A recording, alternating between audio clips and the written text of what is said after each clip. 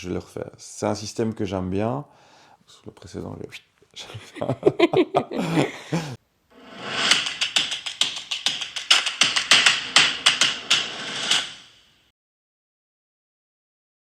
Donc l'OBO, c'est quelque chose qui est un peu moins connu, c'est l'owner buyout. Je me rachète l'entreprise à moi-même. Imaginons, j'ai une entreprise qui a une valeur de 10 millions d'euros. J'ai envie de me dire, ok, ma boîte finalement, elle vaut 10 millions, donc en théorie, je suis riche, mais en fait, j'ai pas d'argent sur mes comptes, et si elle fait faillite, j'ai plus rien. Et donc, je ne sais pas exactement qui, mais probablement des banquiers ont inventé l'owner buyout. L'owner buyout, c'est quoi? C'est je crée une structure, typiquement un SPV, un Special Purpose Vehicle. Donc je crée une société et cette société va me racheter ma société. Donc je crée une holding, emprunte de l'argent dans cette holding. Typiquement, on peut monter jusqu'à 80% dans le cadre d'un OBO. Donc j'emprunte 8 millions d'euros dans cette holding. Cette holding me rachète ma société pour 10 millions d'euros. Je touche 10 millions.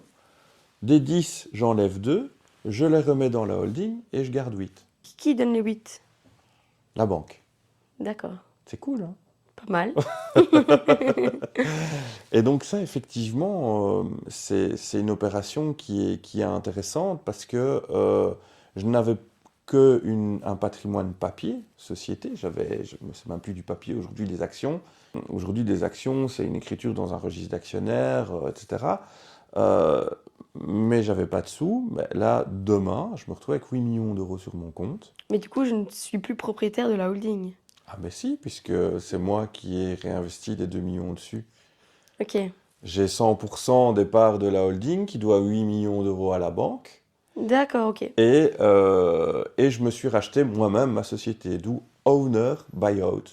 La vente d'actions à ce jour, en 2023, n'est toujours pas taxée. Ça veut dire que, en théorie, si je revends ma société 10 millions d'euros, j'ai pas de taxe.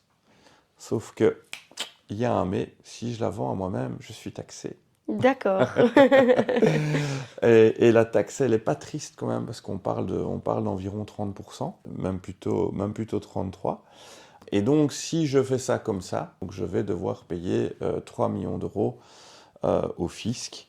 Pourquoi? Parce qu'on va considérer que c'est l'équivalent d'un dividende. Il y a une solution pour ça, c'est de ne plus être au-dessus de la nouvelle holding, de ne plus être majoritaire. Ce qu'on va faire pour l'owner buyout, ben, typiquement, on va plutôt travailler alors en phase de pré-transmission, c'est-à-dire que j'ai 52 ans, j'ai envie de bosser jusque mes 60 ans, mais j'ai déjà envie de profiter aujourd'hui d'un peu de sous et quelque part de vendre une partie de mon entreprise. Et donc je fais quoi? Je crée avec des associés une holding, bon, qui typiquement seront plus jeunes que moi, hein, parce qu'ils seront amenés à reprendre l'entreprise derrière. Au lieu de remettre 2 millions d'euros de ce que j'ai vendu sur les 10, je vais remettre 999 999 euros. J'aurai 50% moins une action. Ouais. Mes nouveaux amis vont mettre 1 million 1 euro. Ils auront 50% plus une action. Ils vont devenir dirigeants de cette holding et je ne serai pas taxé sur les 10 millions de la vente. Ok.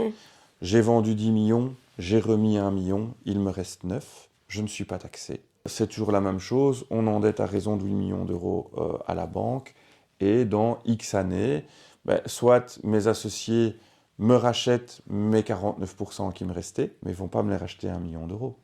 Parce que si on a remboursé toutes les banques, ils vont devoir me les racheter 5 millions. Ah, c'est pas mal ça. Ça, C'est c'est pas pas mal, mal. hein. Ah ouais, ouais, ouais. Bah, c'est un truc qui a été inventé par des financiers, hein, évidemment, et des banquiers essentiellement. Donc je t'ai expliqué la règle générale de l'OBO, où typiquement je me revends ma boîte avec des nouveaux associés. Et là, je me mets clairement dans les baskets du cédant. Mais grosso modo, tu as l'OBO financier plus-value, l'OBO transmission et l'OBO industriel.